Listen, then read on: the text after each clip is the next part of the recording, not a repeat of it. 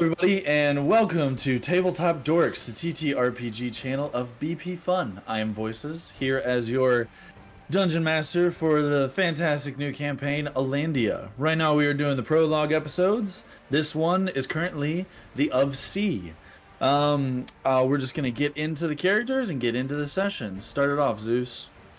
Captain Zeus here. I'm Z-Met, your favorite swashbuckler who has a lot more communication issues than we realized.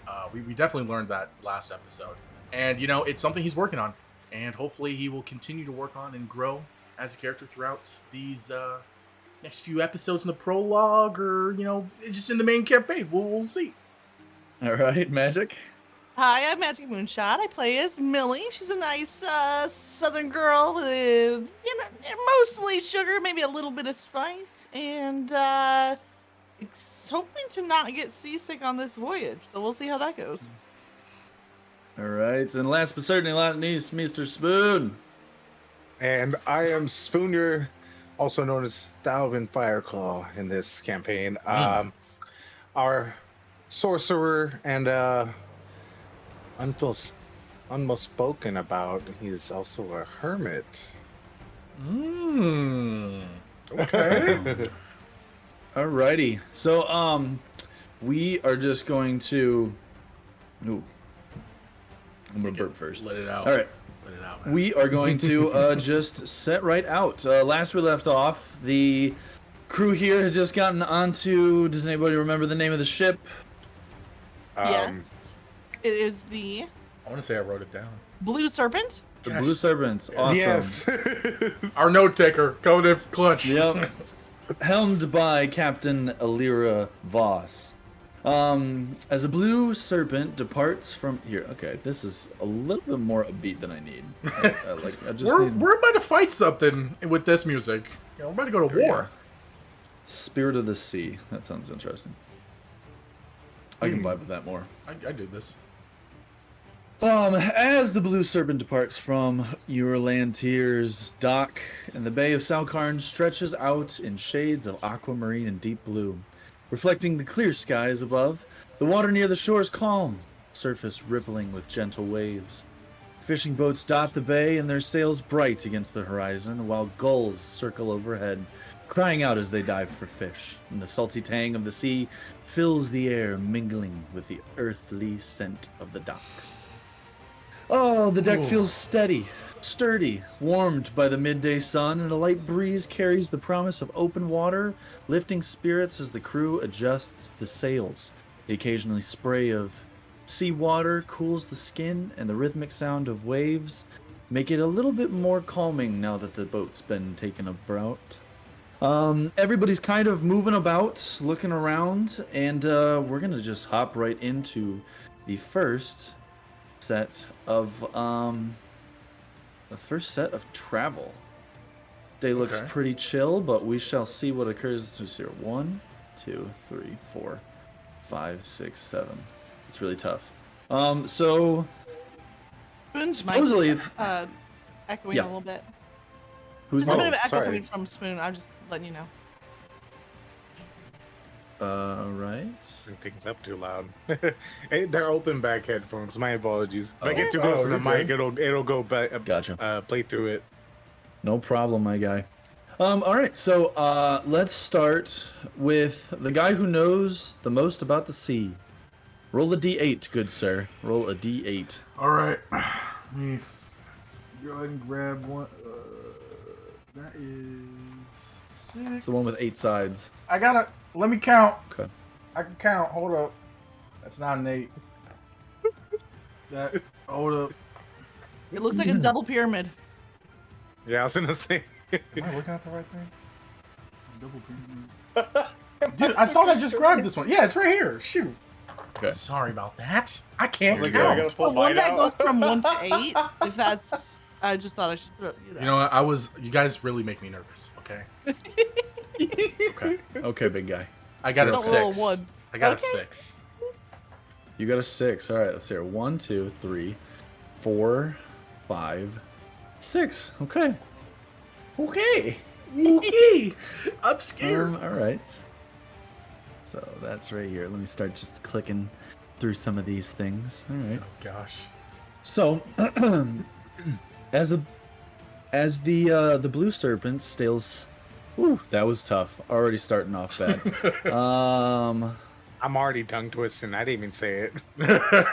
We didn't do our vocal warm-ups. Rubber Yeah, baby. yeah, That's bottle true. movers. You know, it's part of the ritual. Sandy sells seashells. We gotta work You- on it. Right by the seashore. Seashells. Every time. I can't. Yep. Sally sells seashells by the seashores. There we we That's the go. one. He's warmed up. All right. Get ready now. Okay. The blue serpent sails steadily under a sky thick with low-hanging clouds. The sun struggles to break through, casting the sea in a muted gray tone. The water is calm, almost unnaturally still, and the unusual sound of waves slapping against the hull seems subdued, and a light drizzle begins to fall, adding a faint patter to the ship's quiet atmosphere. As the ship drifts through the eerie calm, a faint ripple disturbs the surface of the water, a disturbance that seems out of place in the otherwise glassy sea. One of the crew peers over the railing, brow furrowed, and mutters, Did you guys just see that?" And moments later, the ripple grows into a long, dark shape just beneath the surface, gliding silently in the ship's wake. Its massive, far larger than the blue serpent, and its outline becomes clearer with each pass. The shadow moves with deliberate grace, circling the ship as if it's observing it. What do you guys want to do? What do you I would say, like, so where, let's just say this is more not towards the evening, but like I'd say you're getting to about like 2 or 3 in the afternoon. Getting a little bit of overcast. It's definitely a lot harder to see land on the horizon by now. As the state had set, the like whole water had gotten to kind of a glassy set. Wind wasn't picking up too much, so it was kind of just shifting in the direction it needed to. So where would you guys be? Up deck, below deck? So What do you I was guys- up what are you on guys deck thinking? when they went to go Up on talk to deck. the captain. So I Okay. was just, Titanic. I was almost Titanicing, almost. Okay. All right. I think at this point, if there's somewhere above deck that's under a like covering of some kind where she can still see out over the water, that's probably where Millie would be. Otherwise, Yeah. Yeah, you'd probably would have been in like the ship's quarters by then. And actually, I do have a description for the ship. Let me just grab that real quick because I didn't give you guys a fantastic description. I could have done a lot better.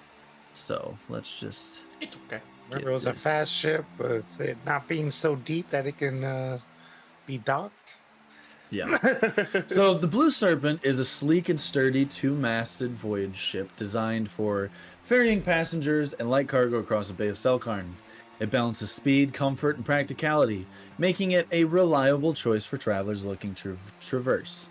The exterior, the hull is painted in a deep ocean blue with silver accents along the railings and figurehead, giving it a striking yet understated appearance. The ship's name, the Blue Serpent, is etched onto the wood at the bow in graceful, looping silver script. At the bow, a finely carved figurehead of a serpent coils around the prow, and its eyes inlaid with small, gleaming sapphires that catch the light of the sun or moon. The sails are clean and cream-colored and well-maintained, with faint blue patterns resembling waves embroidered near the edges, and the main mast bears a serpent's crest on its flag, symbolizing the ship's name and its captain's sharp, adaptive nature. Sorry. The ship has a sleek design, prioritizing speed and stability.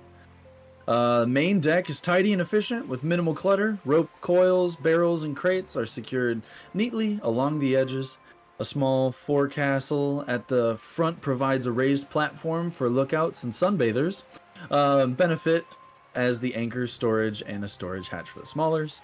And there's also a quarter deck that houses the captain's wheel and offers an elevated vantage. And so underneath the quarter deck would be kind of like a drop down into it, probably a little bit suspended captain's quarters. And for the interior, actually underneath where you guys are at, it's all a bunch of bunk beds lined against the edges.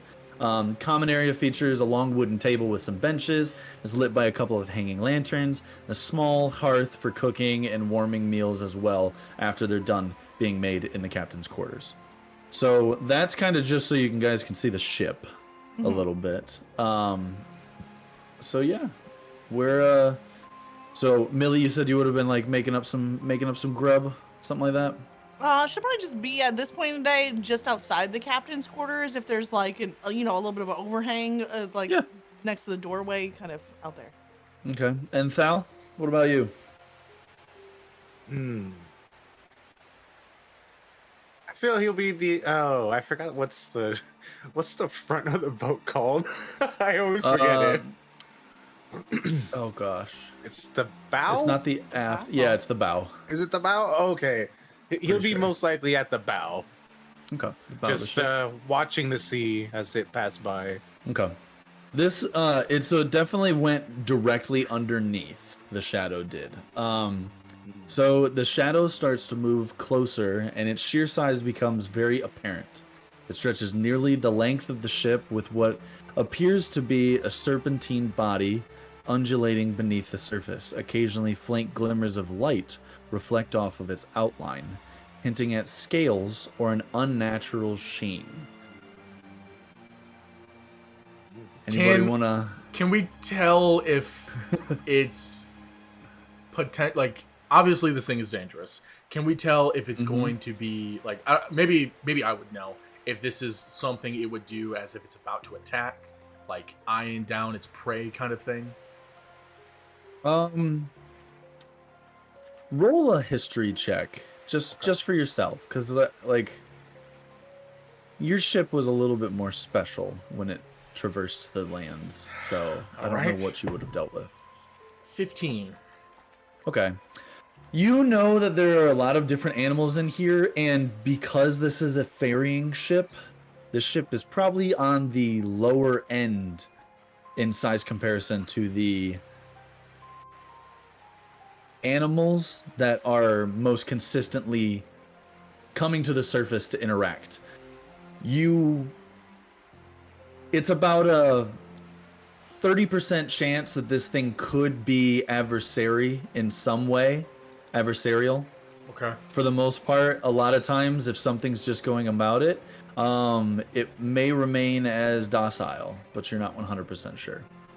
So I'm gonna go to the captain and let her know, Okay. or kind of like talk to her, and I'm gonna ask like hey, have you seen this kind of creature here before? Have you seen them do this kind of behavior? I'm unfamiliar with this specific one. Sometimes I've seen creatures of this size. I haven't seen something quite like this. Okay. Whatever it is, I would say if we avoided provoking it and I'll let it be, that might be the safest bet.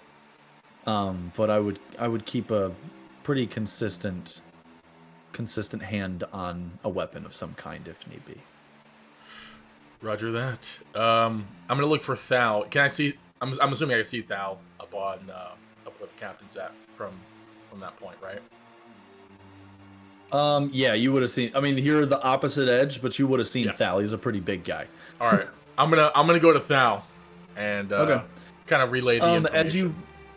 As you're walking across, so Jairus was the one that saw it. He was the one that was leaning over, and he's kind of talking back and forth with Larry at the moment.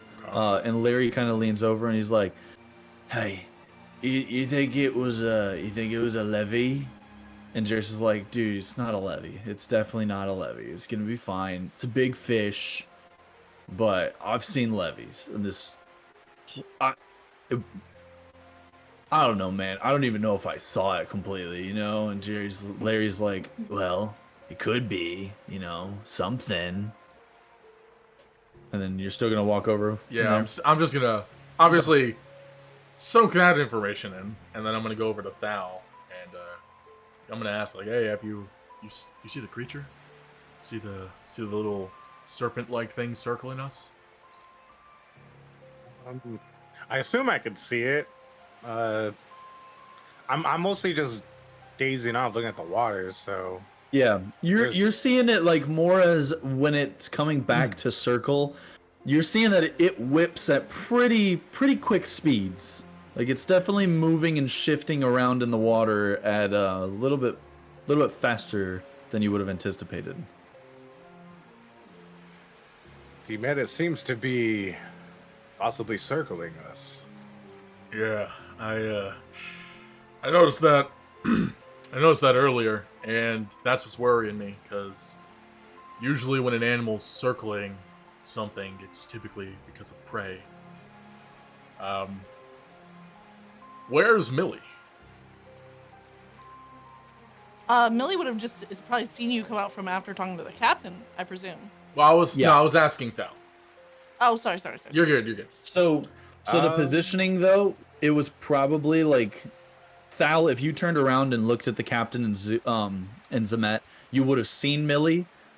But because of where Zemet was, he like walked past her. So like he didn't see it because he walked down the steps. She was kind of like huddled beneath where the steps are, because it's kind of like the like an old pirate ship kind of. It goes down like this, and there's an overhang. She was beneath that. So.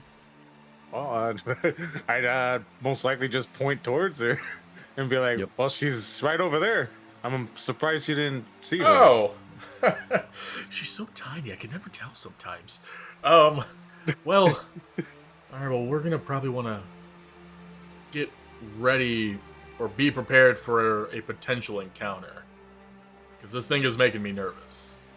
I'm gonna go let Millie know, but you just keep an eye out. Just keep an eye out with your. I'm sure you got better vision than me. Just keep an eye out. Just keep an eye out. A little bit of higher advantage. Yeah, just a little bit. It's only a couple of inches. It's only a couple of inches, all right? And so I'm going to go walk towards Millie to relay said info. Okay. So as the ship sails on, the first thing to pop, sorry guys. As the ship sails on, the shadow circles closer, occasionally vanishing only to reappear on the other side. It seems its deliberate movements have some type of intelligence or curiosity, rather than it being a mindless predator. I'm gonna move Zeus. up to stand next to Zebet and Thal, and do I see like a fin? Like, does it have a dorsal fin or anything? So you don't see any fins. It's very obvious that you are seeing that there are scales. They are scales that are pretty consistent. Now these do not match dragon type scales. These ones, instead of having more of like overlapping, most dragon scales are overlapping to a degree. This is segmented diamond type scales that are all tied into itself, more for a speed and movement benefit than for a defensive benefit of armoring. So it's more fish-like scales? Maybe Or serpent. Snake? Yeah. Yeah. You could deduce serpentine of some kind. Oh, I'm so scared. We're on the blue I don't- serpent. I'd be so- scared. It's a snake in the ocean. Yeah, it's a big one. I don't even like snakes. Yeah. I mean, you guys can check out if you guys have any spells or anything that you might want to use. If this is anything you want to try to talk to, if you want to interact with, if you want to try to light up the area, if you want to try to like gain a little bit more on the creature of some kind, you guys can kind of do whatever you want for a little bit. It's still not aggressive in any sense. I don't have spells because I'm a Okay. rogue or I swashbuckler. So yeah, I'm a monk, so like. Mr. Sorcerer, you got anything over there? I do have command. I mean, something towards you. If you'd want to try something like that, it's kind of up to you. Zeus, let's let Zemet pull an insight check. like just leaning over the bow, kind of trying to Roger gauge that. this again and be like, I've seen creatures of this size now. I want to see what's going on. I want to see a little bit more. Can I re-roll because it hit my mouse? That's okay. You can re-roll. Give you a pass. That's really tough. It's very tough. Oh, 10. 10. Okay. the worst. So as you're kind of looking over it, you've seen creatures do things like this. If it's trying to... Okay, I'll put it this way. You've seen fights and altercations between other animals when you're at sea. And before a fight starts with a larger animal, the aggressor is most of the time kind of testing to see its formidability, its strength, and its own reactions to the creature. Let's That scoping kind this of helps out. you. Oh, it's sizing us That's out. what it seems like. Yeah, Millie is it's gonna grab testing. her hand crossbow. By the way, Does anybody have any type of dots next to nature or arcana? I do by Arcana. Nope.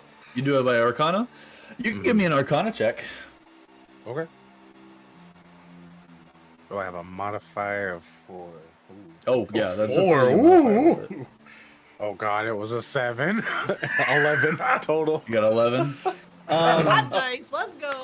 So Stop you're that kind of sucker checking out. it out, and you've studied a lot of different types of magic, a lot of different types of artifacts that have to do with the gods, and a lot of the lore pertaining. However, majority of your stuff is inland related.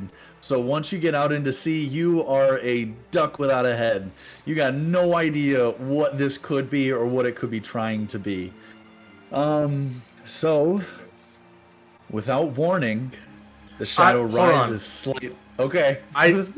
Before anything happens, because I know we were just rolling there, I was going to make sure that me, Millie, and Thal were prepared for a fight.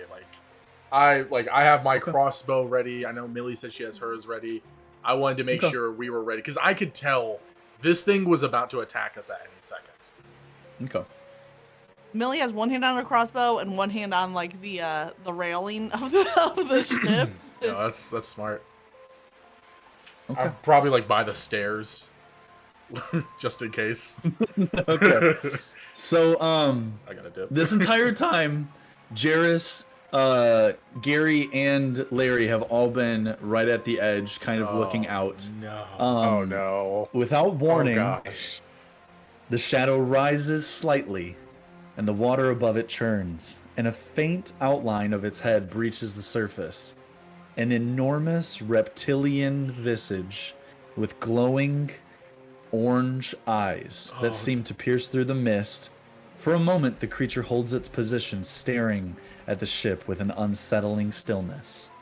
Then, as suddenly as it appeared, the shadow dives back into the depths, disappearing into the gloom. The water calms, and the ship is left in silence. Do any of us see that, or is this just like? I mean, Audience you would have definitely saw. I'm assuming this, everyone did, because we were all looking over the railing at Yeah. this moment. Okay. So, after seeing the size of its head, you are very well aware that it was not its whole body that was circling you. This was a small portion. The I am head, sprinting to the captain. Full So- freaking gosh. steam, sprinting to her. This ship is about a 40 to about 45 foot ship, and the length of the mid bay, which is the distance between the front portion that's raised and the back portion that's raised, is about 25 feet. Okay. The head matched that, and its eye probably sat to be 2 portholes that a cannon would sit out of. Oh god. Still sprinting, by the Oh my way. gosh. I am still sprinting to the captain. Oh my gosh. Well, as soon as I get to the captain, I'm like, Captain, did you just see the size of that thing? So she is straightforward as much as possible, and she goes, "Yep, it's 100% a Leviathan. We're gonna keep moving. We're gonna act like we didn't see it. I didn't look at it. I didn't sneeze toward it, and I'm gonna ignore that we ever saw it. As far as we know, today's been a good day. It's been clear skies, and nothing has occurred. I'm not letting it get to me. I'm not letting it get to me. It went forward, and it went away. It's not there right now, Captain. and I'm going to call that a blessing by the gods. Captain. I would recommend you probably do the same. Please know, I don't need anything else. I'm a captain. I've been on this ship for a very long time. I don't need additional. I'm good." And she is just intent, just straightforward.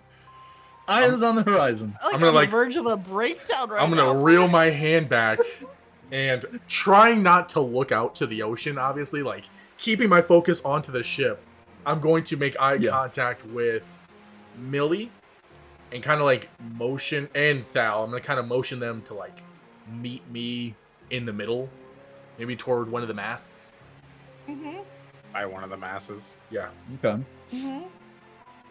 And when we get together, I'm like, the rear one. whichever one's closest. I'm assuming the rear, for me and Millie at least.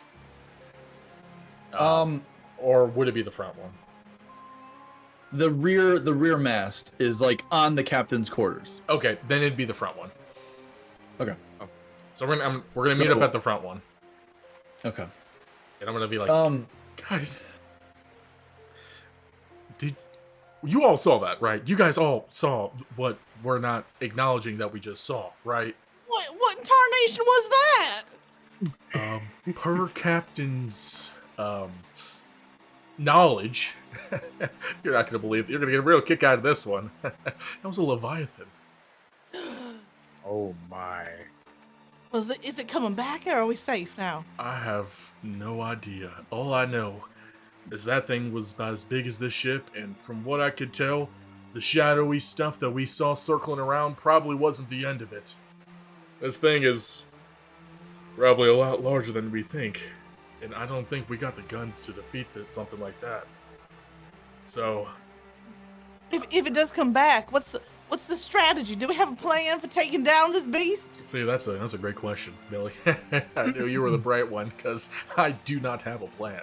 I was not prepared for. What was the Leviathan captain's ship. plan when you told her? That's the you're gonna get a real kick out of this one.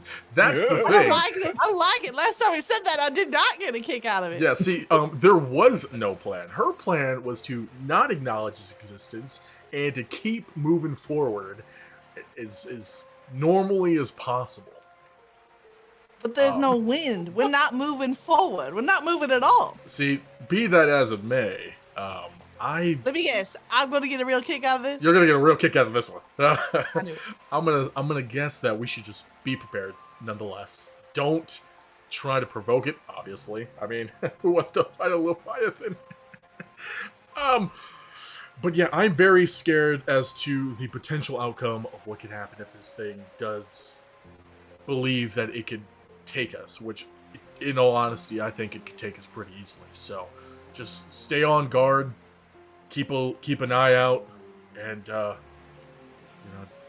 But wait a second, though. Thalrin, you have scales. It has scales. Can you talk to Wait that a second. thing? Hold on. What did we talked about this? Racism is a I thought he serious said issue. not to interact with it.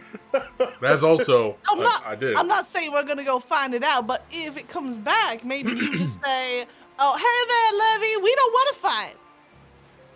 And then I it could goes speak a little away. draconic, I but do not think it's in a talkative mood. That boy looked hungry, or girl. I cannot tell. Only saw the eyes. I can only Nevertheless, take a dip. You want to go swimming in What, in these the water? conditions? You know what? Be my guest. I would think you best love to stay on see how board. that happens. Surprisingly or not, even though I've mostly been on land, I do dabble in a little bit of spell of alter self. I don't think you should go into the water. I think that if it comes back, maybe you just say hi. Look, Maybe I'm just relaying. offer some food or something. Look, whether 'Cause I you, think it's hungry. it's I can go cook something up real quick. We got any fish? Millie, I'm gonna be honest with you. I don't think you'll be able to cook enough to feed that boy. All right, that stomach looked larger than us combined. I've cooked for crowds before. You'd be surprised. I'm sure I will. Anyways, let's just stay on guard. All right, keep an eye out, and if you see anything suspicious, let us know. I'm gonna be out and about, just kind of trying not to be as more suspicious as I've probably already been right now. Well, you look pretty sure-footed here on the ship. Z-Met, you've been on a ship before? Well, and I tip my hat. I don't know if you can tell. Ugh.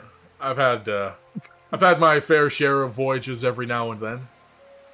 Is that a hat you get for being on a ship? It was actually. I won this in a, I suppose you could say, a contest, life or death contest. You know, it was fun. Well, But nevertheless, get one? Val takes a look at it closer. He bends down and looks closer at it. Oh, it's the bend down. I'm gonna lean back a little bit, like. You know what, Milton? One of these days, I'm sure you're gonna get yourself a hat just like this. Not this one, because it's mine, but just one similar. All right. All right, guys. Well, I'm gonna kind of go over towards the captain's area and just keep a lookout. Suggest you guys Are we stay on supposed guard. to be rowing the boat or something to get some movement? Yeah, that's not our job. That's not our job. That's the people below. That's people below the deck. That's their job. And I don't think this is a rowing boat, anyways. Actually, we got sails. It's valid. So, Zemet, as you are walking, back towards the captain, Jarrus kind of hops out real quick, just motions out a little bit towards you, and he's like, hey, you've been at sea before, right, man? Kind of look around. It's like, hey, who's asking? One of the crew, mem. I'm mostly just talking about that thing branded the ship. I'm sorry. You want to dial it back a few. You said branded? Yeah. So you need to just. Have you ever seen this before? And he points over the side a little bit towards a part of the ship.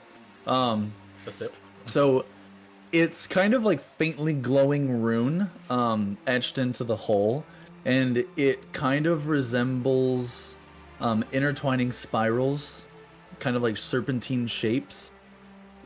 But it almost looks like it's slowly shifting, like it's somewhat alive. And the glowing oscillates between a deep blue and a green, kind of mirroring the colors of the water. Is it where is it in relation to me? It would have been so it's below, essentially where the eye came up to look. It's kind of level with that across there. So it's at the sea level part of the ship. It went a little bit above sea level. I would say it was mid rift, kind of where. Oh, it's above the water. Okay. Yeah. Yeah. It went the head came up above the water to kind of look at the ship, and it sat next to it. It's it's that big. Is how big the branding is, and it's moving, or looks like it's moving. Yeah. Now, give me a history check on this one. I was literally about to ask. I was like, "Can I do?" So it's basically a dog peeing on a fire hydrant kind of thing. Sure. If you want to boil it down that I much, love it. that's where it I would love sit. it. I It marked guess. its territory. I love it. I don't know how I feel about that. I got a That's the 15. best. You got a 15? Okay.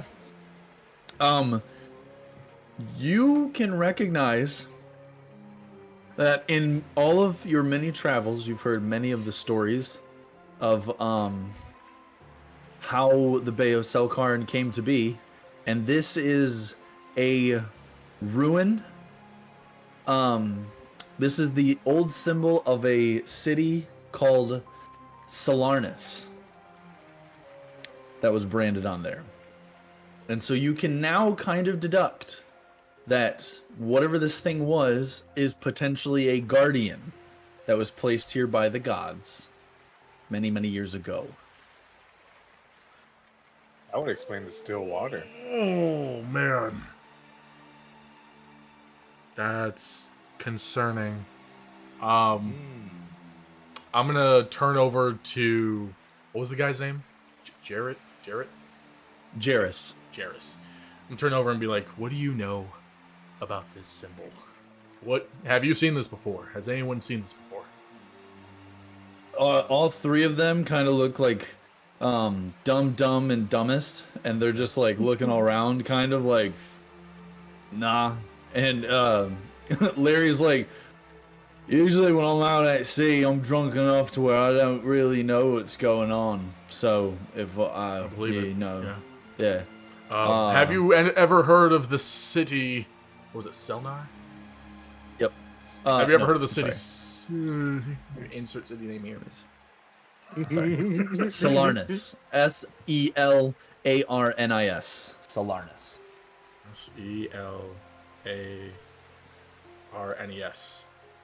Selarnes. So that you see Alira shoot a look over when she hears Salarnis mentioned. Okay. And that's all you get from that one. All right, well, I'm going to pretend to finish up the conversation. I'm like, all right, guys, thank you for informing me and letting me know. I can't say that I've recognized this symbol before, but I'll let the captain know that there's something suspicious on the side here. And Larry, try not to drink so much, and everyone just keep a lookout, because that thing might be back, all right? Just stay on your toes, not literally. Yeah, Larry 100% is like, I'm not going to do that, but appreciate the thought. Yeah. Gotcha.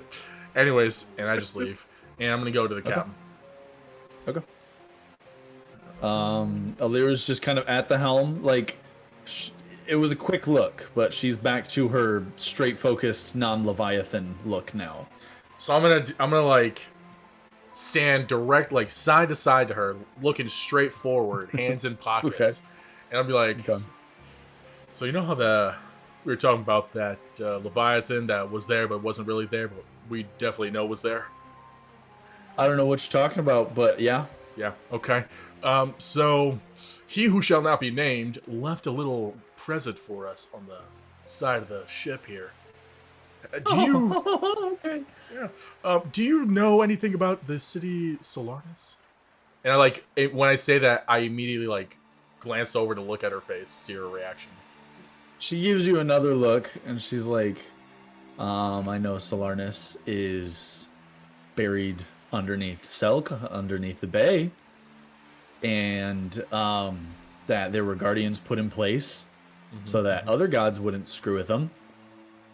And I'm guessing that was probably, well, hopefully it wasn't one of the gods, but it was probably a guardian of some kind. I'm gonna go back to looking straight forward, be like, yeah, so I'm thinking it's definitely one of the guardians, because that present he left us may or may not be a symbol of said city. And yeah, I don't know. This isn't looking too good here. What else do you know about these guardians other than the fact that they're here to protect the city? Well, it's been questionable why they are there to protect the city. If it's to keep a god out or if it's to keep a god in is part of the big discussion. No one necessarily knows. I know one of the banished gods, Narlock, he was involved somehow with the bay being the way that it is, and so I know since he was banished, he could be locked away. I mean, who knows? No one knows how you get in the void, but there could have been a way to get in the void. There could be guardians holding it. I don't know. I like twist the hair on my mustache real quick. Still straightforward. Yeah, like still she is straightforward. just intently. Yep. I'm just a little twist there. I'm like, okay, interesting. I don't know if there's a way for us to speed things up, but I suggest, and obviously, I mean, you're captain, right? Don't listen to me if you don't want to, but I think we should probably get out of here sooner rather than later. Yeah, I can agree with that one. Gary, Larry, Yeah, we're just full mast. We're getting moving. We're not gonna be here. And they're both like, okay, all right. And then just go kind of bumble themselves up to grab the full mast and start pretty much pulling apart the sails to open it up and let it furrow so that they can kick up a little bit of speed here. All right. Can Thal help him? Yeah, Thal can definitely help on that one. Yep, Thal can definitely help on that one. Millie will offer words of encouragement. You're doing great, boys. Keep up the good work. Why do I imagine you have pom poms like a cheerleader? Just like fanning the You guys are Yeah, doing exactly. great. Yep. So a couple of hours go by, and you start to see that the sun hits the horizon and gets to be smaller and smaller on the edge of the water, and at night the sea kind of takes an inky blackness reflecting the sky above. Moonlight casts a silvery path across the waters, and the stars seem kind of impossibly bright, scattered across the heavens like scattered gemstones, with some faint flickers occasionally of phosphorescent algae that light up the ship's wake. Creates an otherworldly glow, and the air is cooler, and the sea seems to breathe. And kind of feels serene and eerie. It's calming for being in an area that's so secluded, and the absence of any civilization. Just having it be like darkness and kind of just the reflection of the stars on the ground. It almost looks like you're like flowing through space in some sense. That's awesome. As it goes forward. So night goes about undisturbed. Nothing too crazy goes on, and I think it's Millie's turn to see the outcomes here. So I'm actually gonna have you roll a D6 now. Roll a D6. Hey Zeus, can you hold up a D6? What does that look like? I'm not even gonna lie. I was looking It's a like, which one is that square. one? I'm like, which one's a D6? Hold on a second. It's a normal dice. It's this one, right? The triangle, right? That's what I'm thinking. Yes. Oh jeez. I'm Got so it, used to man. just It's roll too easy. 20. I'm not used to the dice. It's a 4. It's a 4? Okay. Just like you rolled that triangle. I You told guys are so helpful. You just went along with it. Look at that. Oh, So everybody kind of sets in for the night, kind of gets their bearings and such. There is a couple of other, so the crew, there's they're kind of gonna like swap to a little bit less, and they're gonna be up on top side. You guys go below deck, and the crew will probably sleep more during the day when there's not so much going on after they furrowed. If they do get woken, then it's to, really start moving stuff along. When morning comes and the boat starts to kind of rock and creak a little bit, you guys hear Alira kind of like yelling out a little bit to the crew members as they're up top. From below, you can hear a little bit of heated conversation occurring between some of the crew members above. What do you guys want to do? I'm assuming this has awoken all of us. Yeah. Yeah, I mean, it's like I feel like the Millie would boat's sleep through this, to be honest. Okay. It's That's kind of fine. used to the outhouse, so this I'm- is just learn to just kind of sleep through it. I'm definitely awake. I was sleeping with one eye open the whole I time. would say my character is awake too. He's stressed out. He's fiddling with flames in his hand, even So- though he knows he's on a ship. He's being precautious. So I'm Millie guessing is full snoring, a little bit of drool on the side of her cheek. I would look over to these two and be like, Thal, you wake Millie up. I'm gonna go see what's going on. And then I'm gonna go upstairs and see what's happening. Okay. So as you get up there, you see Gary and Larry, the twin brothers, are at the center of a very heated argument, and the rest of the crew, Devin and Jairus, are nearby watching the unease. Gary turns and he's pointing at Larry. He goes, "Don't you dare act like this was all my fault. If you tied the lines properly, we wouldn't have lost the freaking crate overboard." And Larry goes, "Oh, my fault. You're the one who was too busy chatting with Devin to double check all the rigging. And I can't do everything for you, Gary." Gary, "Oh, I'm sorry, Your Majesty. I didn't realize perfection was your middle name. Maybe next time I'll just let the whole mast fall while I'm waiting for you to get your act together. You're impossible. Absolutely always blaming me when things go wrong, but always taking all the credit when they go right. Maybe the captain should have you put in port." And then Devin kind of steps in, trying to alleviate. He's like, "Okay, all right, that's enough, you two. We're all in this together, fighting. It's not gonna bring the crate back. Take a breath before you say something you just can't take back." And Jairus, "Oh, it's too late for that. They've been at each other's throats since we left Urlantar. I'm surprised they haven't started swinging yet." And then Alira, "What is going on down there? I swear, if you two don't sort this out, I'll have you both swabbing the deck until we reach Sherstow." And then Gary once again, "You see what I have to deal with? He's always making me the bad guy. Like he's never made a mistake in his life." And then Larry, "At least I own up to my mistakes, unlike you rather fat-fingered frick." And it just kind of like keeps going back and forth. It's getting a little heated. Nothing too crazy, but I'm gonna kind of interject here and be like, Okay. guys, what seems to be the problem? What in the world is going on here?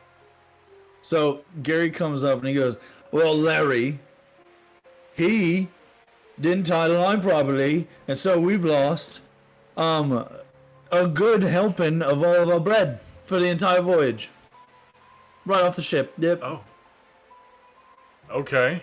And I look over to Larry, Yep.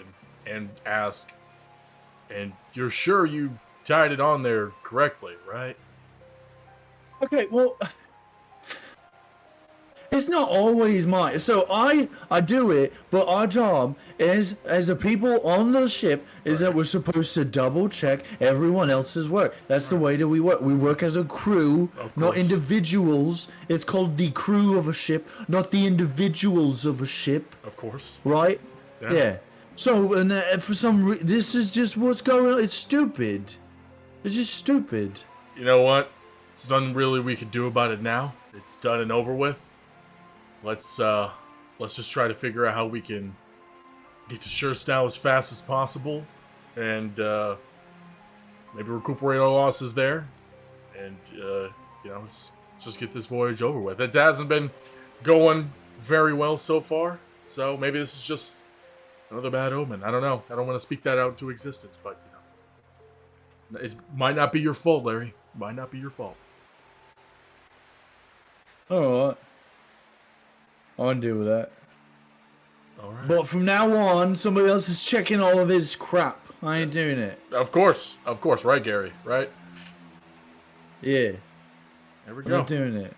And he just kind of like walks away. And Alira was kind of like, you could see Alira's like, I swear, like, from up top, she like calls you up. And so once you get up there, she's like, I swear, honestly, I want a better crew. But they're really cheap. And it's just, I save a lot of I money get it. by No, of sticking with course. them.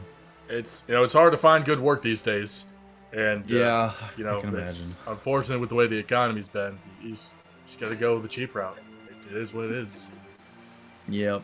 I definitely understand. I definitely Well- see where the stress comes from. I definitely see where the stress Oh, yeah. comes from. You see this hair? It's gray now. It wasn't like 5 weeks ago. I mean, to be But- fair, you look good with it. You look good. It's a nice touch. Appreciate it. Appreciate it. Of course. I appreciate it. All right. Well, you guys can go back to sleeping. I mean, you probably got a couple of hours until most the normal folks start waking up from this. Okay. Appreciate it. I kind of glance around and be like, haven't seen any signs of our little friend, have you? Little. Don't know what you're talking about there. Take that as a No no. clue. Thank you very much.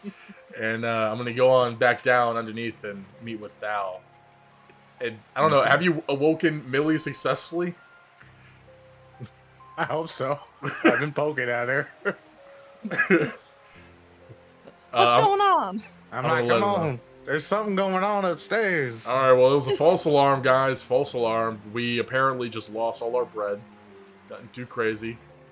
Why So- did we make ahead bread for the trip? That don't make no sense. Listen, I just work here. I don't know what's happening. So they lost all the bread for the voyage apparently, and you know things are a little tense here on the ship, and it's probably has to do with the little serpentine visit we had the other night. So let's just keep our wits about us, and let's try not to go crazy. Let's try not to go crazy.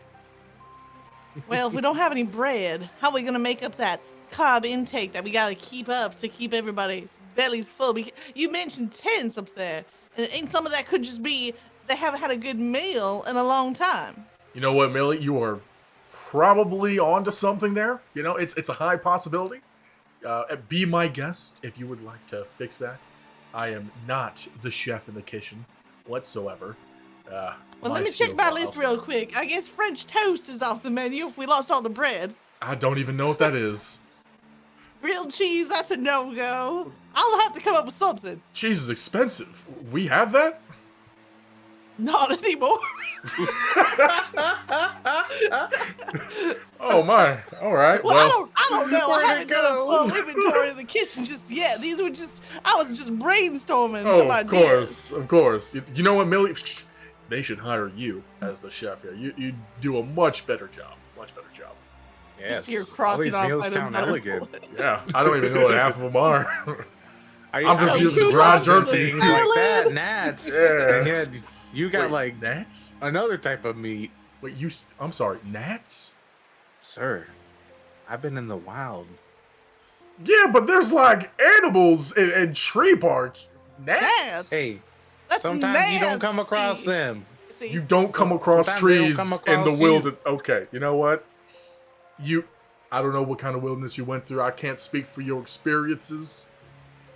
But let's I'm just... talking about the animals. The trees are always there. Where do you think I got the gnats? I'm going back to bed unless we have something else we have to talk about. You know what? You guys go ahead and back to sleep. I'm going to go back upstairs. I can't sleep with all this stress.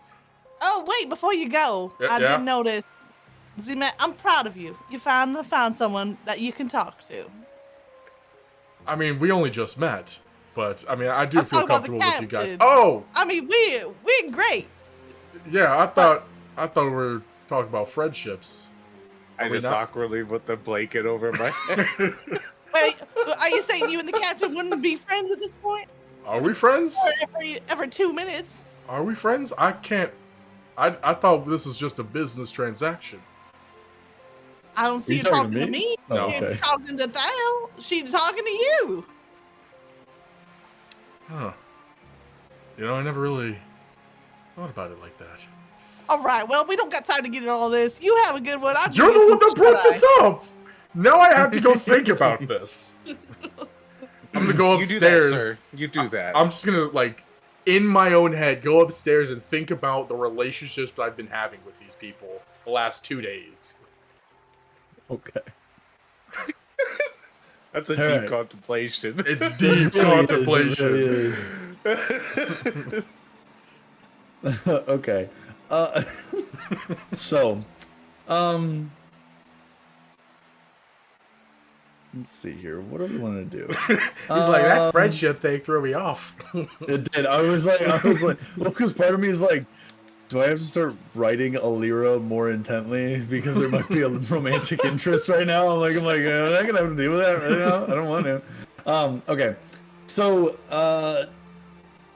couple of hours pass. The crew's definitely not like super happy to be around each other that much. Well, at least Larry and Gary are still uncordial. I'll say that. They're not at each other's throats anymore, but they're just a little uncordial about some stuff. Because of my diplomatic activities Yeah. there. Yep, because of that. So I'd say probably by now, like, It would have been like around noonish, maybe like 1 o'clock. You guys still passed out or up top? I'm interacting a up little top bit? right now. Okay, Oh, you're up now top. Millie definitely would have been going to take inventory in the galley, like Okay. as soon as like after the sun comes up, maybe take an hour to, fix her hair and stuff, and then she's gonna go up to the galley and try to Okay. take inventory and then go like she's just furiously crossing things off of her list because they don't have the ingredients for the 50 Yeah. items that she had planned out. So Okay. Dal? Well, I would have head up by now. Most likely met with Z-Met, see what's going on with him.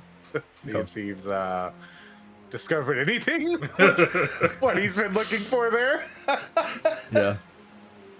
I probably like only thought about the relationship thing for I don't know, maybe like 15, 30 minutes. And then just being out at sea, my mind would have drifted. And the words of Tide, what's his Bound. face? Tidebound. Thank you. It would have come back to me because of the relationship aspect. And I would have pulled out, I pulled out the wheel. And I'm going to look into the water and fidget with the wheel and see if I can feel anything or if something can, I don't know, resonate or maybe I can learn something from these past few days.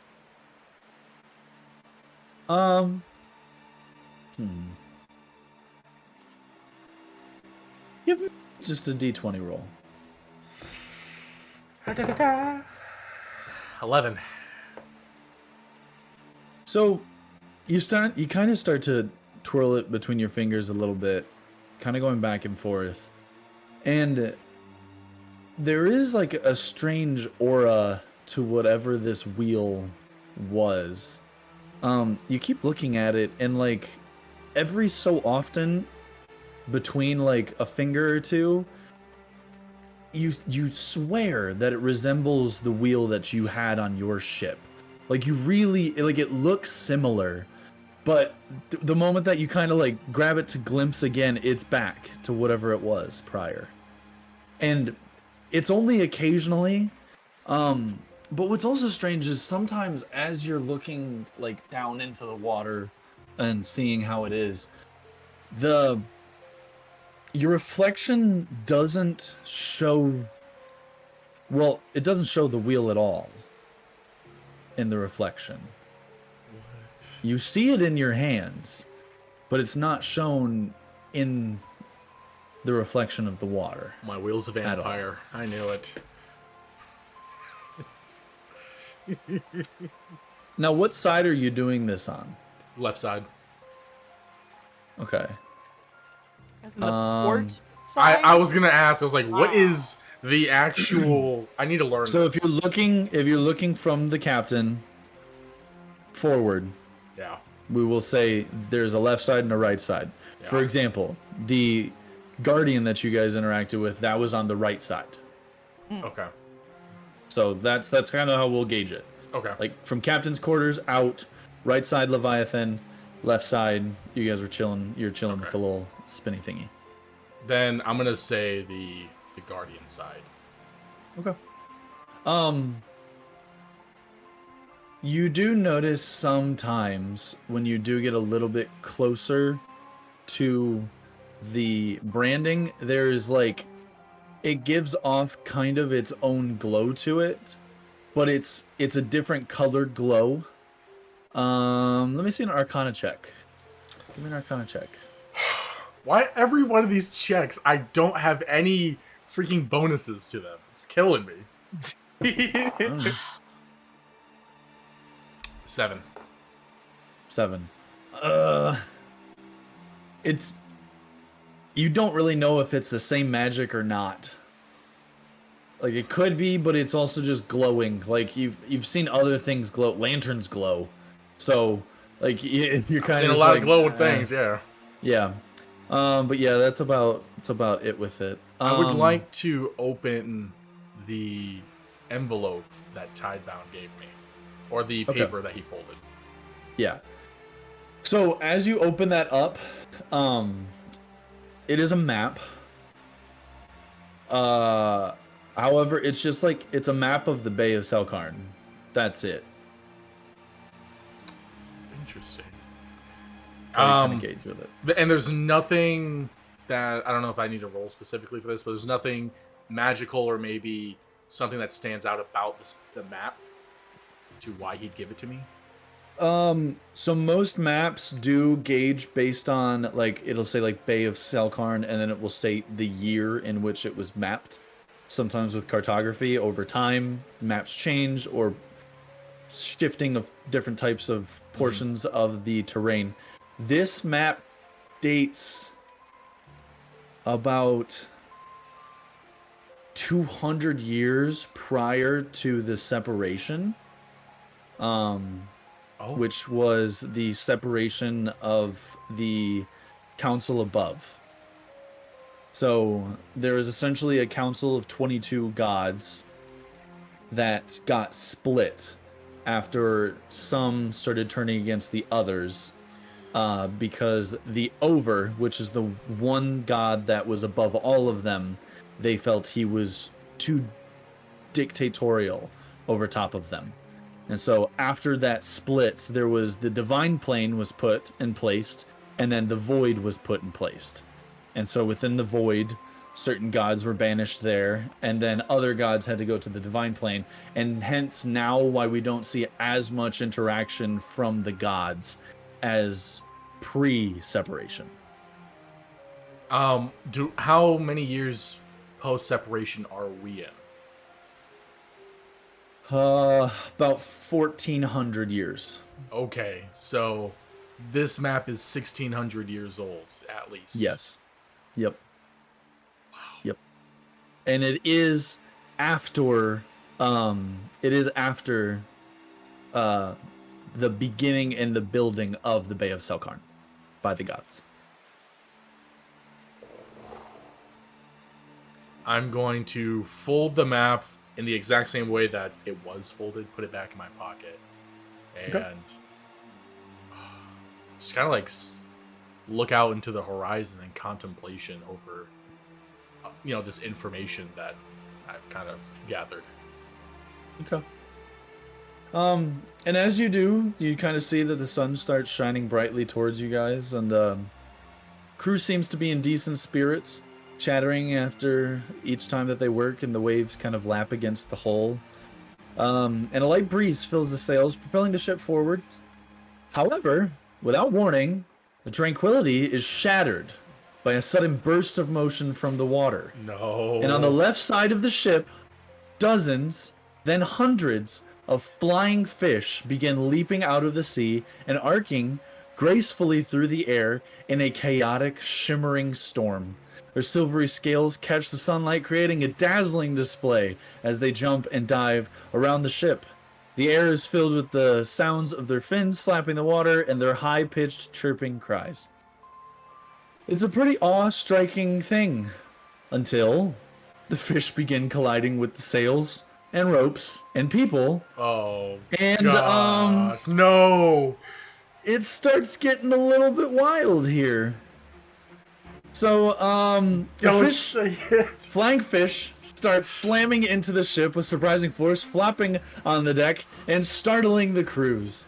A particular large fish collides with the rigging, causing a rope to snap and dangle dangerously near the players. I will say, Zeus, you are closest to this. So I need you to give me a dexterity save. Oh, heavens. Wait, what time of day is this now? Oh, we're about a little bit after noon, like about a 1 p.m.-ish. It's Okay. my Millie- roll. I'm sorry, go ahead. I was just gonna say Millie was gonna get up and make breakfast for everybody. Okay. Yeah, you would have like probably been walking out and then just like started seeing fish She's got this flying big across. she's got like two like hot pads that she's holding, this big pot, and it's just beans and like sliced up little like dried sausage pieces and whatever vegetables she could find, maybe some zucchini or something, all Yeah. thrown into a big. Obviously, that's what you want for breakfast. So. Poor Millie. Yeah. Man, Thorin's just trying to catch these with his mouth. Okay. He's taking this as an opportunity for a snack. I'm freaking out. He's like better than gnats. You said it's a dex saving throw, right? So it's Yes. plus the dex modifier? There's On a there? dexterity saving throw on your character sheet. Okay. You want me to just click on that? Because I was just gonna roll the d20 and then. Well, I add mean, that. yeah, you roll that and then add your dex modifier. I think that's what it is. I think that's what saving throw is. Okay. Ooh. Because Should be. Gosh, I don't remember. yeah, that's what it is. So Okay, you just roll a solid. d20 and Yep. add the modifier. It's a 9. Perfect. A 9. Oh. Yeah, so what happens is you see a pretty substantial sized fish, I would say maybe about 3 feet long, flop out in one foul swoop, hits just the edge of the on the side of the ship, goes face first down, and then kind of pins you up against the mast. In the meantime, though, the rope that had been loosed has kind of wrapped around your leg. Oh my You gosh! feel the wind start kicking up a little bit. So I'm- you are kind of dangling about 5 to 8 feet off of the starboard with a fish laying below you, and you're just kind of flopping back and forth while your foot's tied to this. Let's Can I see drop here. my pot of beans and try to grab him? Yeah, you can try to. You can go for it. You are. You're gonna need like tall are an you again? athletics check I'm to 6 climb feet. to She's try to 5 get him. feet tall. She's I'm not, 6 you feet. know. You're 5 feet Athletics tall. check? Okay. Yeah. Yeah. An athletics check. Okay. 2. Yeah. So you. She still has her oven mitts on. Yeah. So as Trying to grab it. as you're going up, you kind of see the fish, and you're like, "Oh, I'll just vault myself off the fish." One solid step on that fish, your momentum shifts as the boat does. You slide, and you are slammed onto your back as hard as possible. However, the fish gets kicked back up and smacks Zemet in the face once more. As this is going on, you start to see that at this point, the rest of the crew is trying to figure out what's going on. One of the flying fish smacks Larry square in the face, sending him tumbling into his brother Gary, and the twins collapse in a heap, and their shouts turn into a flurry of laughter and curses. Let's see here. I would say, Thal, I need a nature check from you. Actually, no. You're just trying to catch him. I need a survival Yeah. check for you. Survival. Go for a survival alright. check. Let's see. Do I have anything to add? No. 15. So, as Millie and Zemet, as you kind of are trying to recuperate from what has just happened, fish still flying all above in different directions. You're getting slapped by a couple more, Zemet, as you're just laying up there. I can imagine. I'll say by now you will have gotten your rapier out and cut it, so you I have was dropped, literally and the gonna large ask that. fish was below to stop yourself from just slamming your head onto the ground. And as you and Millie look up, you see Thal walking as built as a brick house with multiple fish caught in his hands, at least 2 or 3 stuck onto his jagged, perplexed portions of his actual body that are sticking out. 2 are stuck on his horns, and he does seem to have at least one that he's nubbling and nibbing on. I'm gonna. Such a great day, guys. You see all this fish? Thal, I'll where cook this was? up later. Wait, where was the help, Thal? I was struggling up there. But I was distracted. They started flying at me as if they wanted me to eat them. I'm gonna get up and like wipe the fish juices off my freaking face and shoulders from the fish slaps. Thal, I get it. You know, those fishes looked enticing. And you get smacked by 2 more right off No. the bat, like one after the other. Can't we just deal with this after these fish are gone? Can we just use your fire breath or something? Get rid of those fishes. Millie could cook them up for lunch. I don't know. And I'm gonna like turn and try to shoot one with my crossbow. Okay, go for it. Okay. You need an 18 to hit. Whew. Because they're flying fish. Do I need to add anything? with my crossbow? Is it like my hit dice DC? Or is it just straight roll? Your crossbow should be your Yeah. D20 plus your proficiency modifier plus your dexterity modifier. All right, so where is my proficiency modifier at? It should be at the top. Next to your speed. Top Yep. middle. Top middle speed. Where is that at? Ah, I see it. Thank you. Then that is 19. 19. So you shoot one off as you're kind of seeing it. You see a couple that are diving out of the water, and you're kind of like, okay, I've been slapped by enough that I do know the trajectory of these things. As they're both coming up, you snag both of them, and it belts right into the wall, just above the pile that is Larry and Gary. Jairus is trying to kind of separate them out so that he can start to collect the fish. Now, since everyone is realizing we have a bunch of free fish and we just lost all of our bread. So now the crew has turned from this is insanely weird to this is literally a blessing from something else.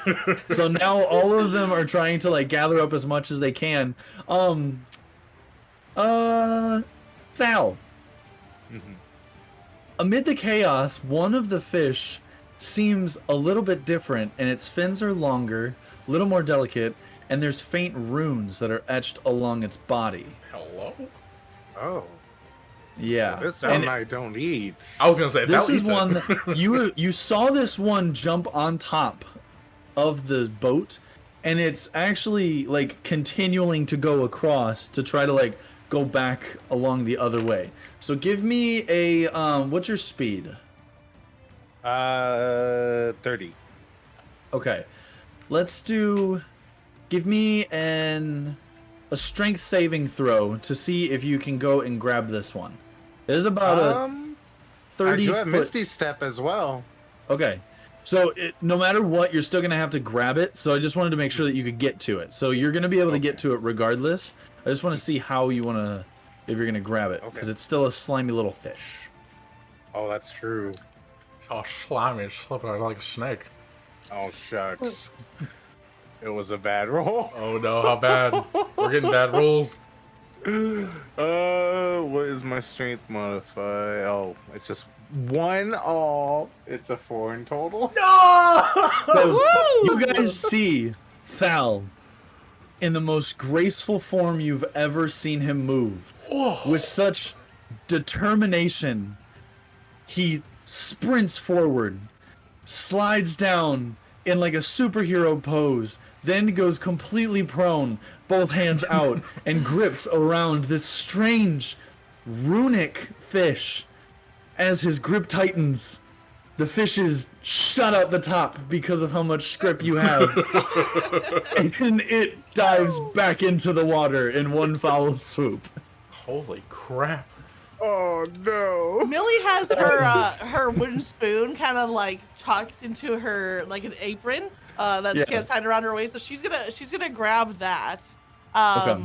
Can I roll for the magical perk on it since I did cook everybody breakfast just in case? Yes, yeah, you can. Okay. Magical pet, you say?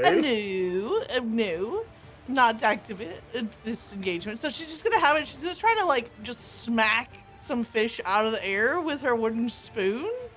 Okay. To kind of just give him like a little midair concussion. Oh my Okay. gosh. Just do a general attack roll. DC is 15 because you're using a spoon. It's a little closer to you. You're not spoon. shooting ones out of the air. 15. Okay. Oh, solid. Roll the damage on it. Okay. I can just imagine Millie's just like jumping and smacking solid 5 damage. All right. So it's kind of like you guys start to see the monk side of Millie occur here, and it is very quickly like 1, 2, 3, 4, 5, and there are 5 fish now stopped dead in their tracks that have now fallen to her feet. Oh my And gosh. you now have 5 additional fish. I like to imagine as she smacks each one, she's just listing off what she's gonna turn them into. So she's like, fish stew, fish sandwich, fish soup, and fish Yeah. fried, and she's just calling out all the different types of things that she's gonna cook them. I didn't know you could eat that much stuff with fish. So, after a few minutes of chaos, the flying fish storm subsides and the remaining fish diving back into the waves. The deck is left covered in shimmering scales and the lingering sound of laughter from the crew. And the ship's course is unchanged, but the unexpected encounter provides a moment of levity on the journey. You guys have defeated Oh no, the... my beans! Oh, well, she's yeeting over to her beans. I'm gonna look over to the side and see if I can find that ruined fish. I don't know if I can see it in the water. No, it's way gone by now. Also, you would have... Thal was the one that spotted it. You were on the other side of the mast. Oh, I didn't. I thought I when would this have was seen going it on. at least. No, because it was to your back. Like, you guys were facing Thal. Thal was mid-ship looking to you guys, so that's why he saw it. It came across the front of the ship. Then never mind. I will just laugh at the fact that Millie is so ecstatic over her beans. Okay. So, Static? I'm still joyous of the fish. Yeah, you're... But I do point out to you guys there was a You'll see very it. interesting fish. okay, well, that's good at least. Oh, fish with roots. Can't say I've ever heard of that before. All right. I'm gonna recover that bolt I shot too, by the way. Okay. Yeah, that's fine. With Well, two I mean, fish on you it. want to get the fish, obviously, so... No, I actually don't even Fish care. I skewers. drop. Think about I that. let the fish drop like right on top of Larry and Gary. You hand it to Millie and it's They two. probably would she have been names up off the by two. now, It's a- but I'll say it still drops. I give them to Millie then. Like, All here you right, go, perfect. fresh. Well, my beans certainly are ruined, but maybe I can salvage what's left and add a little bit of fish to the mix, and we might be all right. I'm getting back to the galley. I believe in you. She's just got just fish just hanging by their tails in each hand. Freaking squatting fish. All right, come on. We're going to get some sustenance out of you. I'm just gonna stay up deck then, and All right. yeah, that was something. Alrighty. As it kind of... Things start to subside a little bit. Let's see here. We'll go back to this one. There we go. As things start to subside a little bit, and you guys kind of start gauging how everything is going on, slowly starts to go back into night, and another day of travel is getting put below the belt. And before you guys turn in for the evening, water becomes calm once more. Unnaturally still waters in the early evening. Sky above is painted in hues of orange and pink as the sun starts to dip below the horizon, and its light casts long shadows across the sea, and the wind has died down, leaving the ship to drift slowly, and the sails barely stirring. And as night begins to fall, the crew grows quiet. Their usual chatter is replaced by the sense of unease, and the water below the ship takes on a strange clarity, revealing faint shapes and shadows far beneath the surface. And suddenly, there's a glow emerging from the depths. Faint at first, but slowly growing stronger with each passing moment. The crew, as you guys see, starts gathering at the railing and pointing and murmuring in hushed tones. You guys do the same? Yeah, I'm gonna. Well, I'm assuming all three of us follow 'em. were all up on top, right? Yeah, you guys were probably all up top still. Do I notice the glow or a glow coming from the emblem the Leviathan left on the side of the ship? You don't see, so it's the same, the emblem has always stayed the same amount of glowing. Like, it's never really ceased or wavered. Okay. When you got closer with the wooden wheel, that started glowing a little bit. That's all you noticed. Okay. But this is similar colors below you. Similar to the Similar to Solarnus the... wheel, emblem. Yep. Okay. Yep. Beneath the ship, you guys see a network of glowing lights begin to take shape, forming intricate patterns that, to your unbelief, seems to resemble streets, structures, and courtyards. And the eerie illumination outlines the ruins of what seems to be a vast, sunken city, as its ancient spires reaching upward like skeletal fingers, grasping for the surface. The glow is ethereal and shifting between shades of blue, green, and occasionally a cast of gold, with a hauntingly beautiful light that dances on the underside of the waves. At this point, everyone is against the side, including Captain Alira. So, I'm gonna mutter myself. That's Solarnus. That's got to be it. And I'm gonna start to fidget with the wheel in my pocket again. Okay. And Larry kind of looks over and he's like, "What are you talking about, Solarnus? What's that?" Oh, didn't. Sorry, I must have spoken that out loud. It's got to be the sunken city of Solarnus, if memory serves correctly. Well, you know that Leviathan that we saw earlier, it's a guardian of this city. A city that was to be protected by the goddess Alidris, I believe.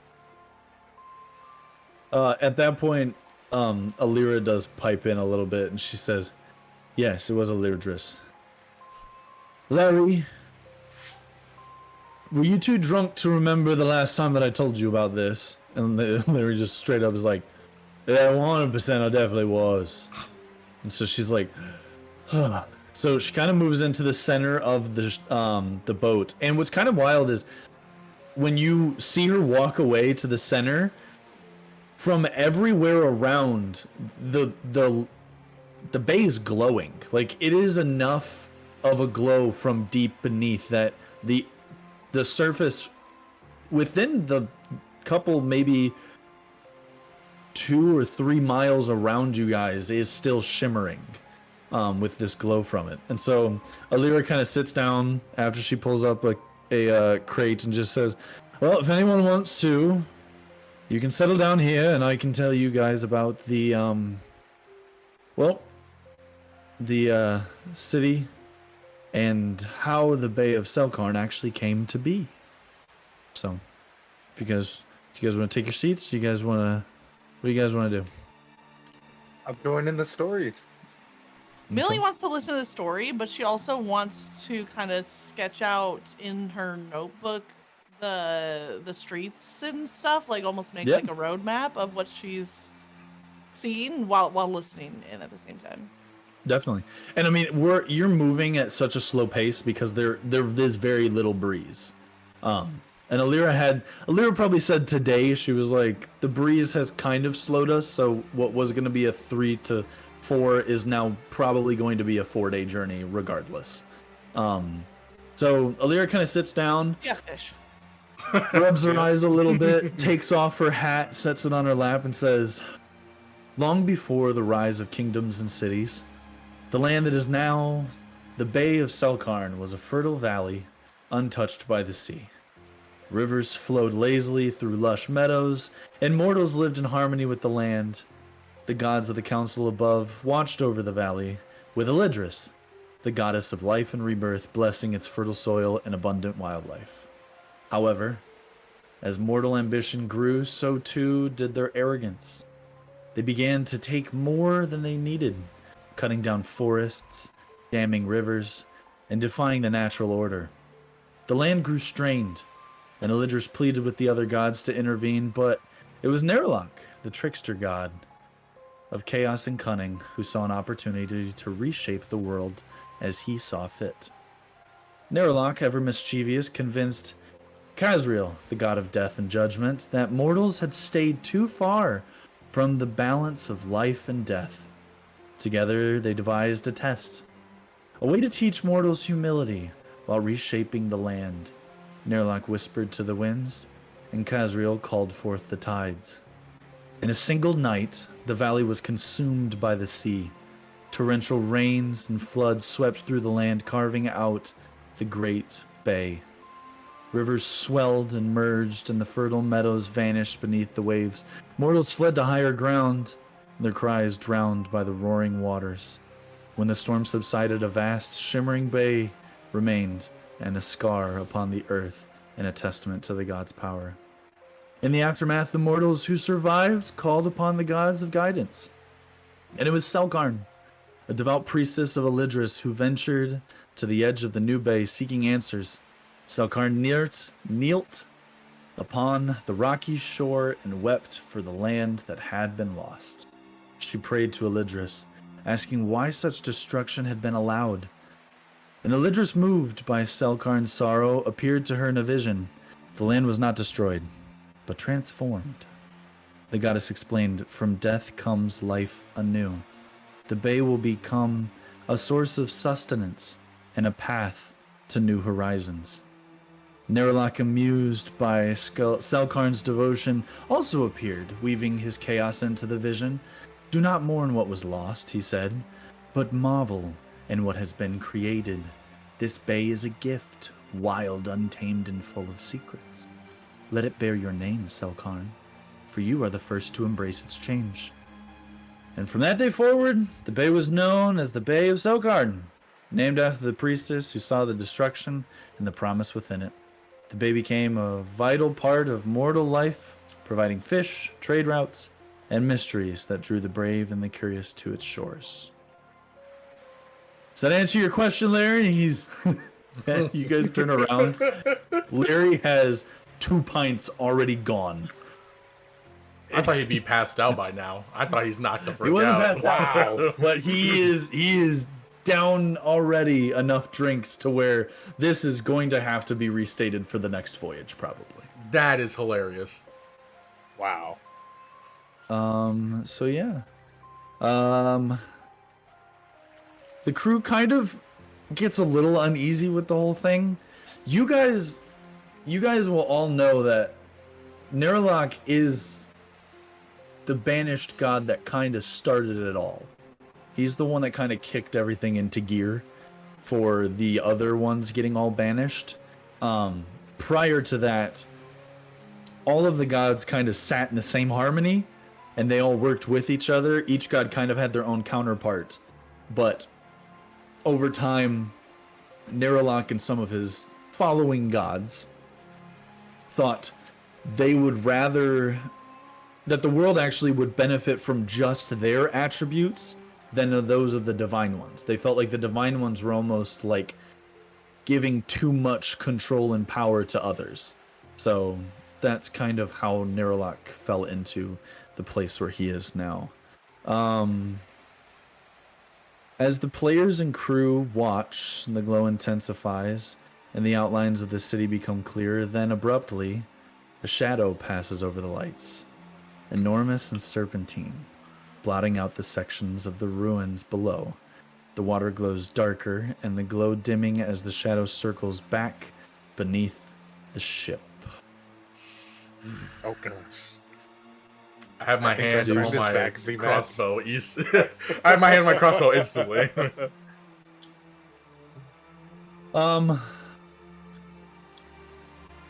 Zeus, you feel like a slight burning in your pocket. It's a little bit of a heat coming off. I grab the wheel. It's just because he's so close to the captain. Oh my. Whoa. Is that a wheel in your pocket, or are you just having to see It's both, my lady. No, I grab the wheel. Okay. As you grab the wheel and you touch it, it isn't it doesn't burn anymore. Like it's kind of shifted. However, it is glowing the exact same way that it did when it was closer to the edge. And if you guys are on the edge, or at least looking you guys do notice that the shadow slows and then becomes a lot smaller, possibly showing that it went a little bit deeper back into the depths. I'm definitely on the edge for sure. Okay. Does the glow fade from the wheel? Yes. Okay. the So glow does fade from as the Leviathan faded away, so did the glow. correct. Okay. As you guys kind of begin to still drift over a little bit, there is one section of the ruins that glows a little bit brighter than the rest, illuminating what appears to be a golden statue or an artifact embedded in the seabed. Light pulses rhythmically, almost beckoning the ship closer. Millie's gonna, on the next page, do a little sketch of that statue. Does it look like a humanoid statue? A creature? It's kind of hard. It's kind of strange to look at. It's more of like in a staff form that's built into like a portion of like a top peak. A little bit lower into like almost a steeple of some type of temple, it looks like. And it seems now that the rhythmic golden glow that was occurring occasionally is matching up with that artifact, as if it's the artifact that's what's kind of causing that glow over the area that it's in. Okay. How close is that Who's the one to that- us?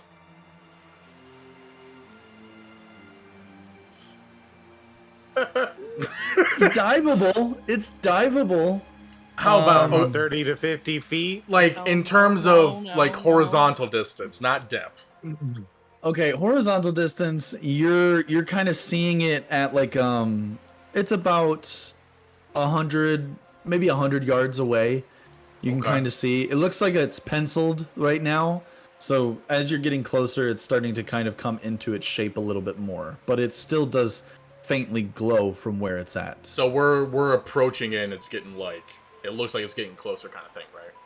It looks like it's getting larger. It's not Okay, that okay. you're getting closer to it regardless. It doesn't look like it's closing in on you. Like it's Okay, it's it's just- definitely stationary. Okay, okay. Yep. Getting attacked by a building. We're getting Yeah. attacked by fish. I don't know what else to expect. Okay, Yeah. I'm on my tippy toes on this one. Who was the one that did the Arcana check? I think that was me. Was it Thal? Thal, did you have Arcana? Oh wait, no, Yeah. I think it was Thel actually. Yeah, Yeah, I'm sorry. I think it was. Yeah. Okay. Give me an Arcana check. Oh. Come on, do me justice. You got this, man. Oh. Oh, Whoa. it's a blessing. What we get? It's almost not. It's 23. Ooh. 23. You very easily realize that this is a staff of some kind. It is completely gold and it's imbued, and it is radiating a very large residual magical energy that is honestly, from when you've seen things like this, it's kind of a disastrous type of energy. You could almost infer that this had something to do with possibly the downfall of this portion of the city.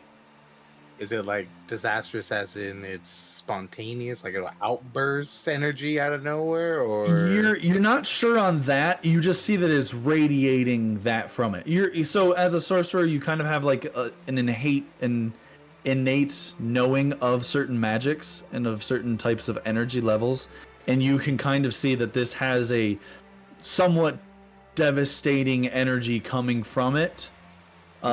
It's just a matter of how or what can be the catalyst for that, I would say.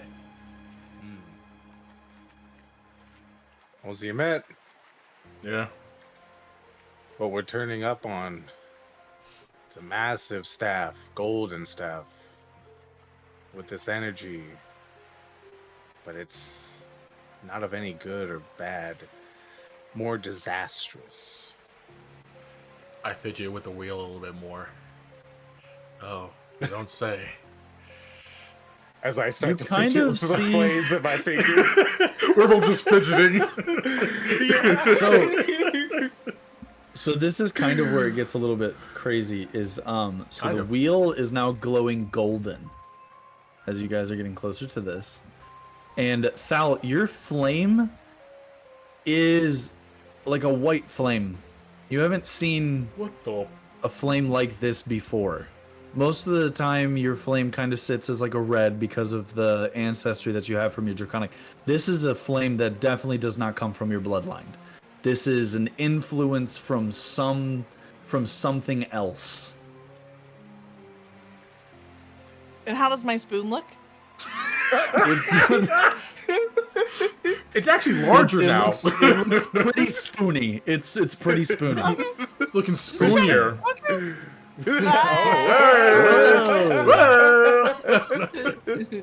Yeah, it's pretty spoony. I'll say that. So I'm gonna ask Thal, hey, I didn't know that you could have white flames. That's a neat trick. I didn't even notice. I look at it. I'm like, oh my goodness. I've only ever had red. What could this mean?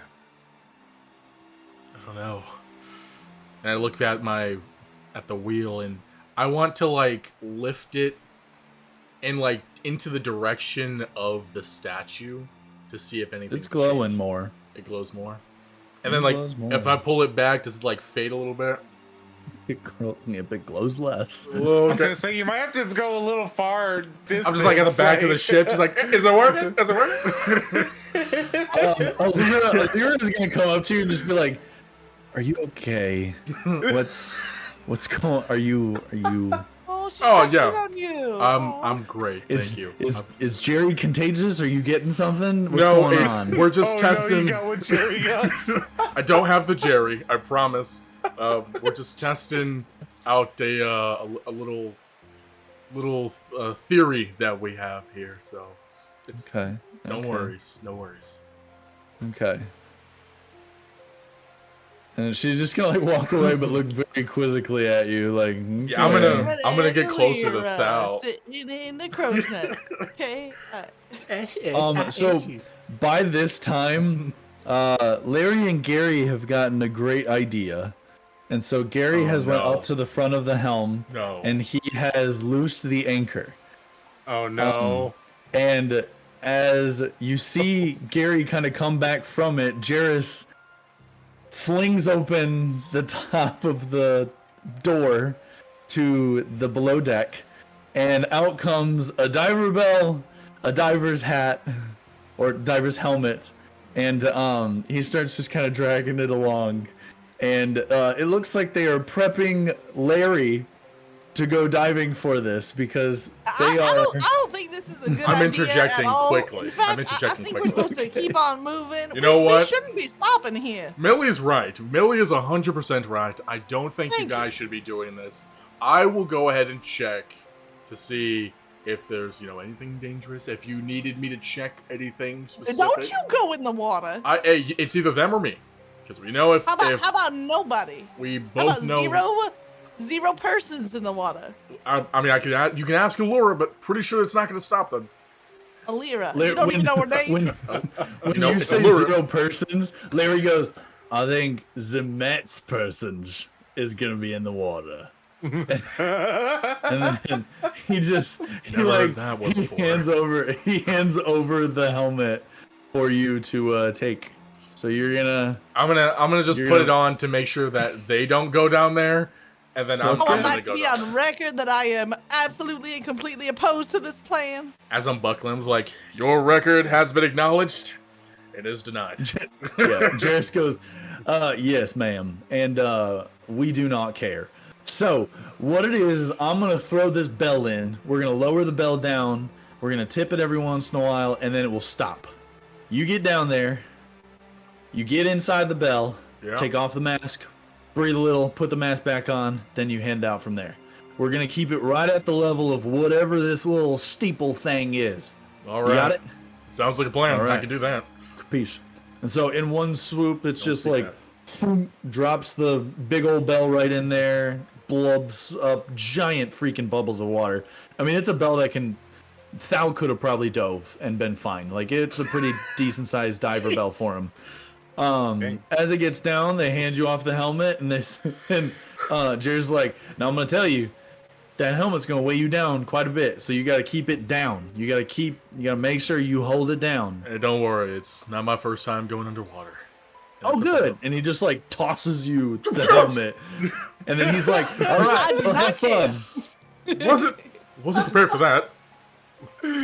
Just, All right. Now, didn't you say there was some kind of destructive energy coming from that I staff? put the and helmet now on he's going and down after go it? down in. As she's Okay. telling Val this. Z-Man, please. You think we're ever going to see him again? Probably not. Oh, Lord. And I go down. He goes back. Dives. I just dive back down. So you get down, start swimming, and like, dude, this water is freezing. Like, the instant it hits you, you are just like shocked with the amount of chills. You recognize how the water has been. The bay has always been the same. It's never changed in its heat or anything. And as your body and as you start to slowly descend into the depths more and more, the pressure from around you starts to kind of feel onto your legs and starts to not constrict you and not depress you of any kind, but you can feel that your movements are getting restricted by the flow of the currents here and there. Nothing enough to move you out of position, but enough to make you remember that you are but a small man in the large vastness that is this bay.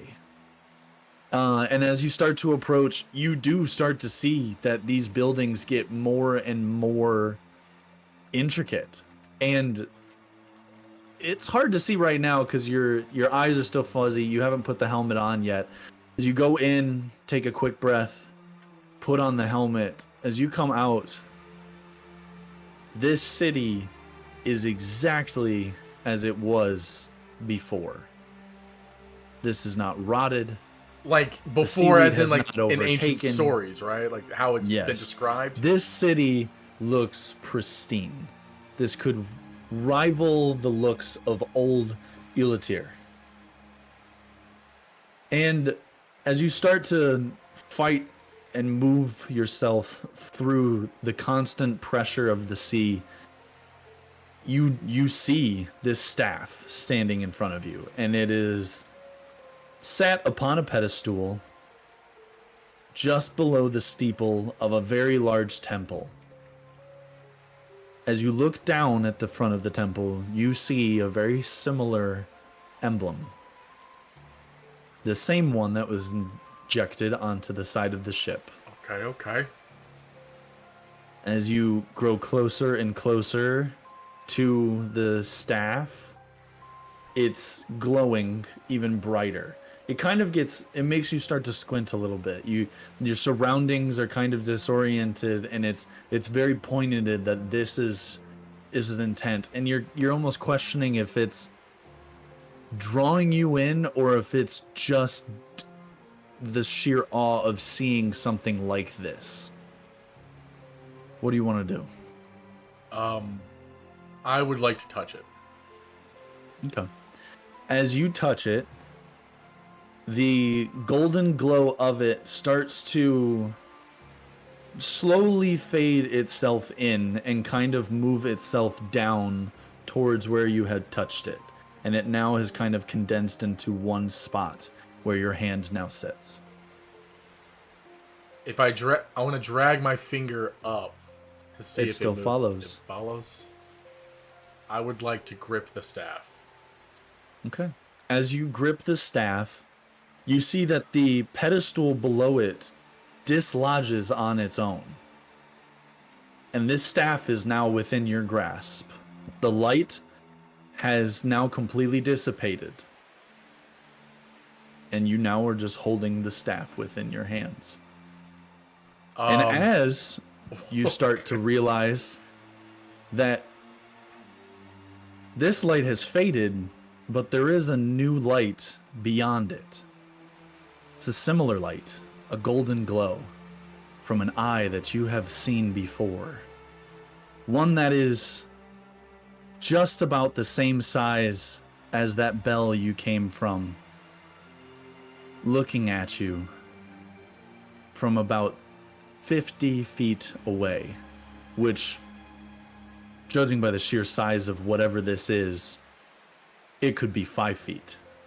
And it has no problem with moving the gap between.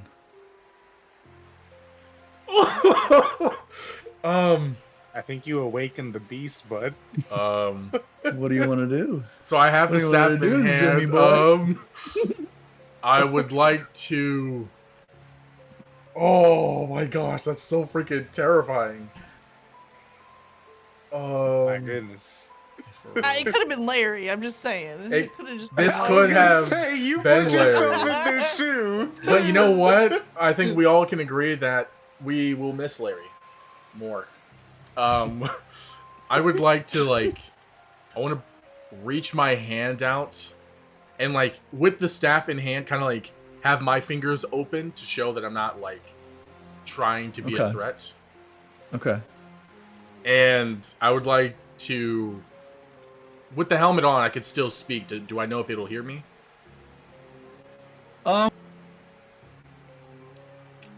call out to it and be like, I'm not a threat. With my hands up like this. You as a threat was never meant to be posed. I'm sorry, what? No, for real, what do you say? You as a threat were never meant to be posed. Something of your stature has nothing to do to me. So, what do you want?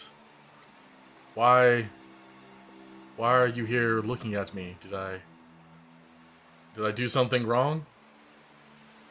So, after you ask that, you kind of realize that the auditory response that you got from it didn't come from it verbally, but came from your head. Oh, that's just splitted. So it's psychically just transmuting thoughts into my head. That's cool. Yes. That wasn't me speaking out loud. That was in my head. Why are you... I remain here, and I remain overwatched. You have removed something. What is your intention? It was pure curiosity. I felt as if I was drawn You to have this. heard what that has done to cats, correct? I'm sorry, you said cats? As in the animal? Yes. I can't say that I've heard of this story, no. You lack some knowledge. Perhaps you make up for it otherwise. I am one to seek for knowledge. I have a curious mind. And You see at the front of it, where its nostrils are, that there is a shifting of water within, and then a shifting of water from out. Like it's And it breathing. just... Yeah. And it just says... You smell of... something shattered. Not... something whole. Missing. Missing things. I'm gonna ask him, do you know Tidebound? I know not of anything with such name as this. But if you keep what is within your hands, there shall not be an issue. Correct? That is correct. This will not be in anyone else's hands but mine. That I can assure you. There is a rushing of water that pushes you almost out of your own breath. Like in one foul swoop, you feel like you are being pulled back at the most vigorous rate that your body could endure without breaking apart. And in what seems to be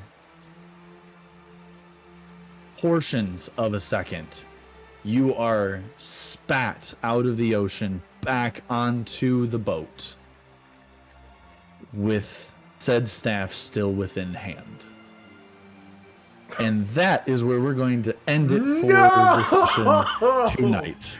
A No little bit quicker way. session, but Just there's know a time Alrin's difference. looking at you with disappointment. Oh my There god! is Come a- on, there that is was a so time good. distance, unfortunately, guys.